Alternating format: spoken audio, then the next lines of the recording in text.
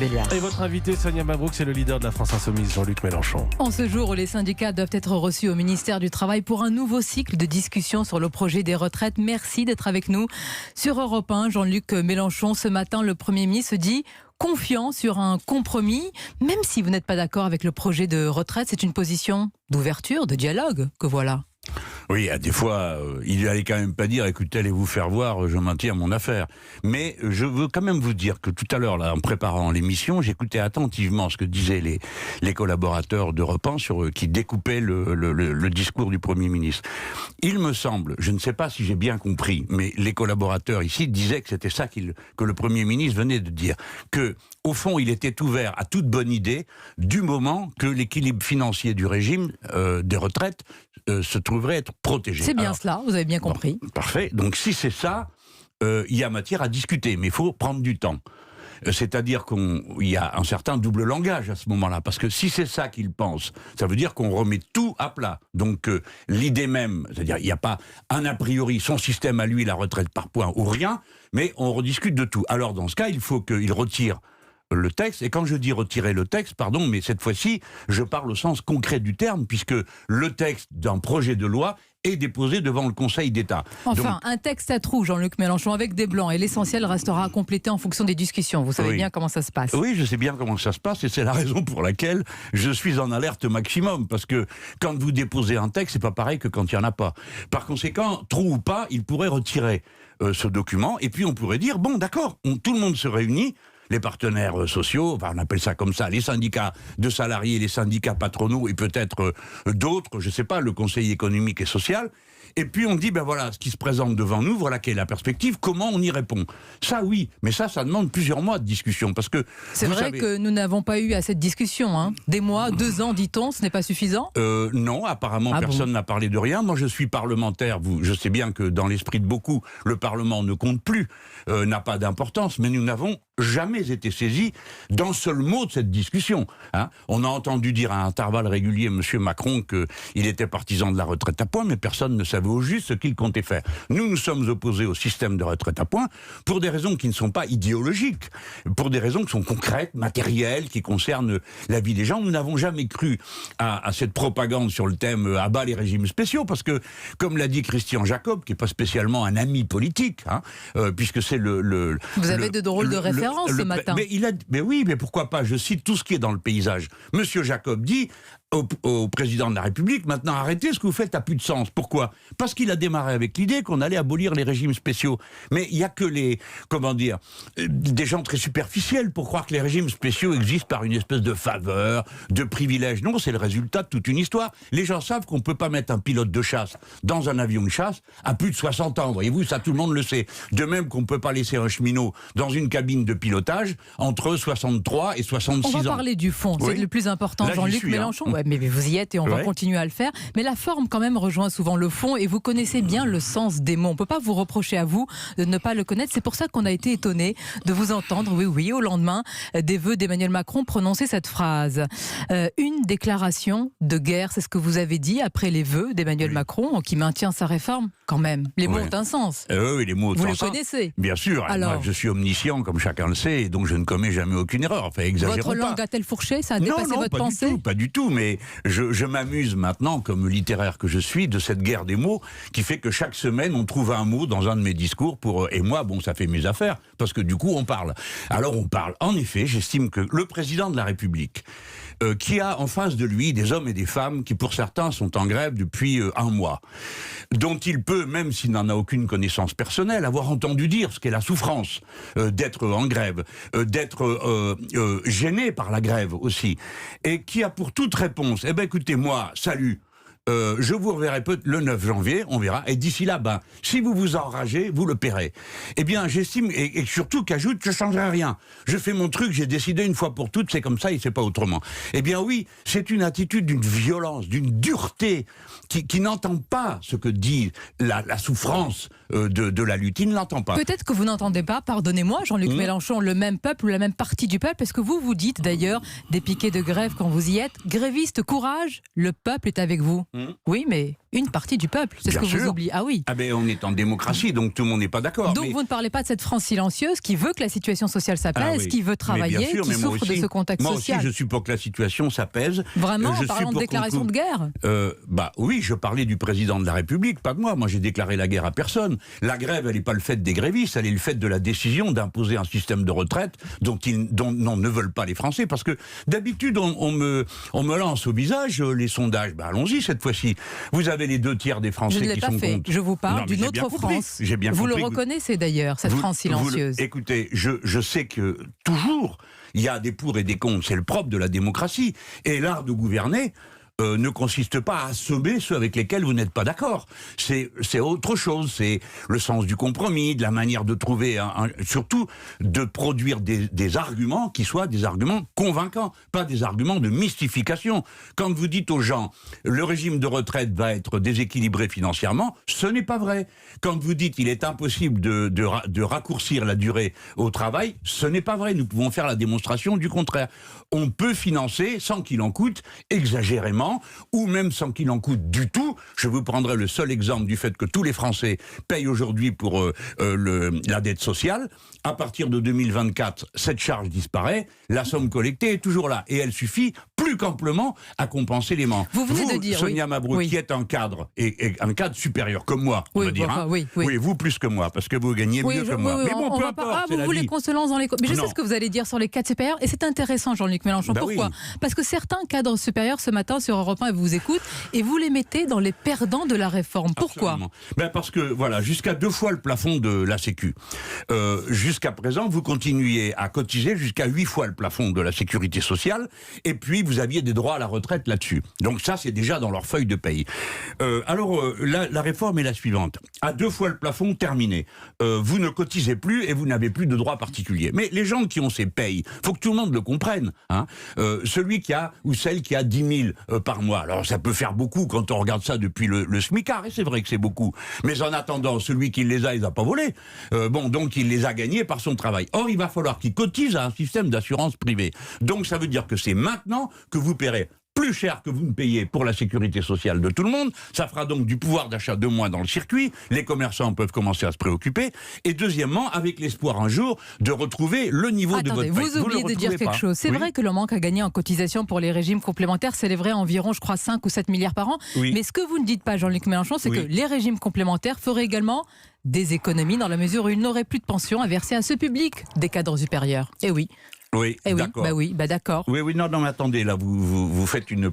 pardon de vous le Bon, dire, il y a mais des c'est un peu- économies. Non, mais vous dites que ça peut... Non, madame Mabrouk, tous les écoutez-moi. économistes vous le diraient. mais Non, bon. tous les économistes, non. Ça, j'affirme, et j'espère qu'il y aura des fast-trackers, je sais pas comment on dit, qui vont aller vérifier ça. Fact-checker, Non, oui. tous les économistes ne disent pas ça, et notamment les économistes atterrés vous feront la démonstration que la cotisation que vous allez donner quand vous êtes un cadre supérieur va vous être retirée de votre déclaration d'impôt. Donc, c'est les autres qui vont payer à votre place. Et quand vous toucherez votre pension, eh bien, 70% de cette somme sera déduite de vos impôts. Ça commence à faire beaucoup pour tous les autres. Et j'ajoute ceci, comme vous ne cotiserez plus au régime général, eh bien, il manquera les cotisations au régime général. Et là, il y en a pour plusieurs milliards. Et donc, c'est cette réforme-là qui va mettre en déséquilibre le système Même de la si les sécurité régimes sociale. complémentaires feraient également des économies, mais Les régimes complémentaires, c'est d'une autre nature. C'est une assurance privée, le régime complémentaire. Tandis que le régime général, c'est tout le monde. Donc, madame Mabrouk, il ne faut pas se soucier que de soi et de sa classe. Il faut s'occuper aussi des autres. On vit dans un monde ensemble. C'est vous qui avez Vous-même- pris l'exemple, Ouais, monsieur mais Mélenchon vous-même, des hauts vous ne cadres. pouvez Mais pas, ça veut madame dire- Mabrouk, faire tourner cette émission s'il n'y a pas des gars pour vous mettre la lumière, le Et chauffage, s'il y le avait micro et le un reste. invité pour répondre Voilà. aux questions, et En merci, plus. je vous remercie d'être là, mais ça veut dire, quand vous parlez des hauts cadres, Jean-Luc Mélenchon, et ça c'est important, que selon vous, il y a de fortes chances qu'ils puissent souscrire à des plans d'épargne retraite par capitalisation. On y arrive, vous faites de la capitalisation un scénario noir. Oui. Mais vous oubliez de dire quelque chose. Combien il y a de millions de Français qui ont des plans d'épargne retraite? Oui, justement. Combien 12 millions, monsieur Mélenchon, ça en fait du monde. Hein. Oui, en effet, vous avez raison. Ils n'ont pas peur de ce scénario noir. Hein. Vous ne savez pas, madame, ce qu'ils pensent, parce que personne n'a jamais été leur demander. Ils y Figurez-vous- souscrivent quand Pardon, même librement, madame. hein. Oui, ils y souscrivent librement, nous sommes bien d'accord.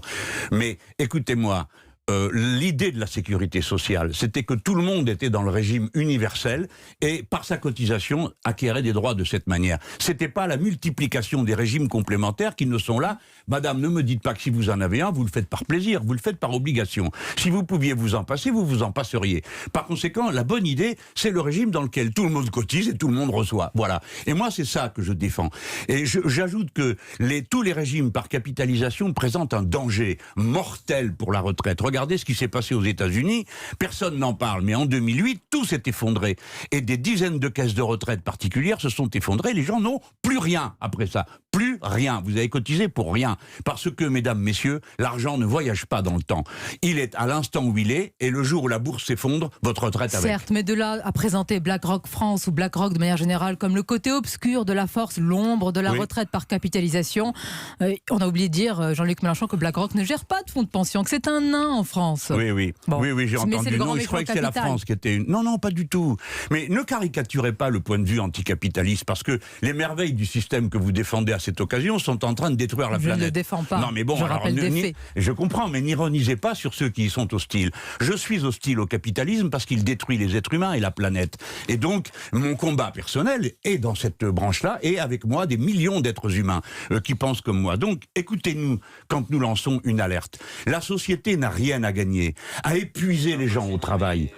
Personne n'a rien à y gagner. Tandis qu'un équilibre plus serein permet à chacun de participer à la vie commune et y apporter sa petite part de bonheur. On ne gagne rien sur exploiter les gens. Sonia Mabrouk, je suis sûr que vous avez vu ça une fois dans vos vacances ou en vous déplaçant dans le monde. Quand vous voyez une personne de 70 ans remplir des petits sacs à la sortie d'un supermarché parce que c'est son seul revenu, eh ben vous avez le cœur brisé. Monsieur Mélenchon, tout le monde est sensible à ça. Voilà. Mais donc, tout le monde, attendez, défend ses idées ou ses convictions dans la légalité, par le combat social et démocratique. Absolument. Pourquoi alors vous étiez hier à Grandpuits avec les grévistes qui appellent au blocage des raffineries? Vous savez que ce n'est pas légal.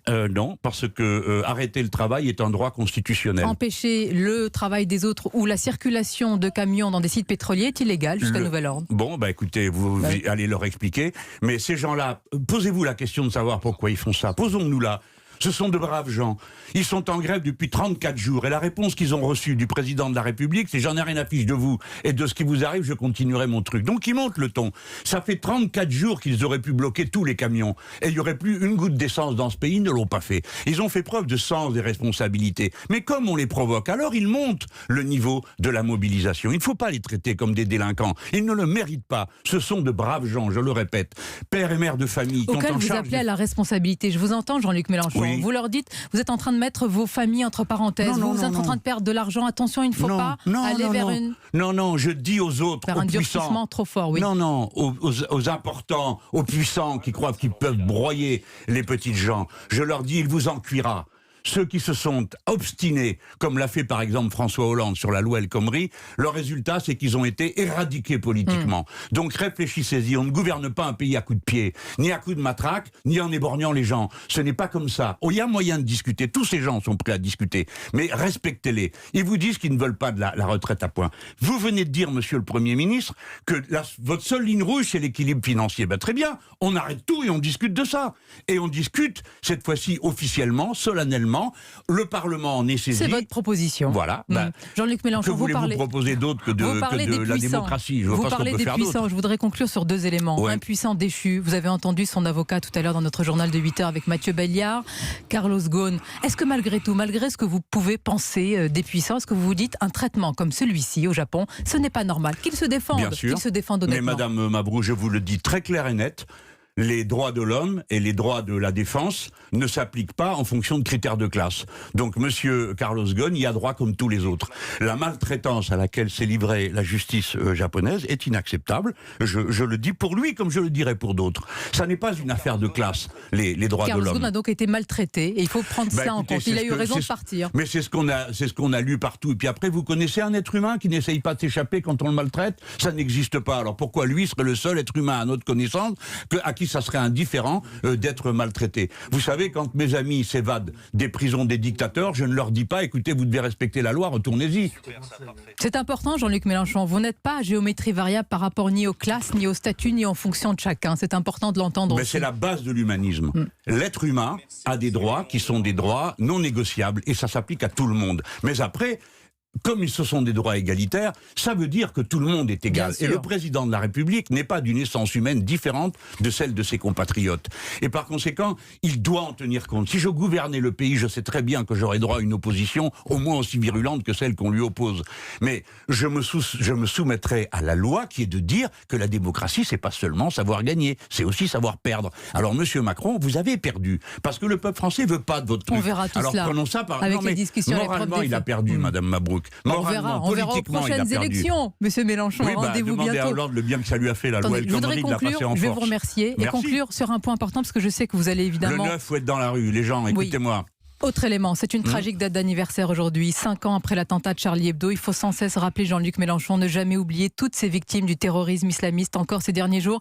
C'est Dénoncer, certain. oui, c'est un combat C'est idéologique, certain. il faut le mener aussi, C'est pas monsieur comme- Mélenchon. Non, c'est pas un combat idéologique. Ah bon Il y a l'aspect idéologique, mais il y a Ah. l'aspect policier, matériel. Et je préfère avoir des policiers qui courent derrière des terroristes que derrière des grévistes. Mais il y a aussi Je un pré- combat idéologique contre les complaisances sémantiques, idéologiques de certains politiques et intellectuels. Oui, ça, vous avez raison sur le fait qu'il ne peut pas y avoir de compromis avec la théocratie. Et c'est d'ailleurs la raison pour laquelle, tout en étant profondément hostile à ce qu'a fait le président Trump, dégoûté par l'attitude du président de la République française qui s'est aligné sur lui. Je rappelle que l'hostilité aux États-Unis d'Amérique, qui doit être maintenue, la condamnation de ce qu'ils ont fait en Irak doit être maintenue, ne doit pas être, d'une manière ou d'une autre, une complaisance pour le régime théocratique de l'Iran, qui d'abord nie la démocratie aux Iraniens et aux Iraniennes, et en plus prétend détruire son voisin, l'État d'Israël, ce qui n'est nullement une contribution à la paix dans la région. On a passé beaucoup de sujets en revue. J'ai l'impression, Merci hein. Jean-Luc Mélenchon. Merci à Ça vous. faisait longtemps que vous n'étiez pas revenu sur Europe 1. C'est un Ouais, plaisir mais de vous ça donne accueillir. envie d'y revenir. Hein. Bon, Vous à aimez la nos prochaine nouveaux fois. locaux Ouais, vous avez l'air d'avoir plus de place, mais vous devez sûrement, ça doit être en échange de plus de travail, donc ça doit être plus dur pour vous. No comment. 8h33. Merci Sonia Mabrouk.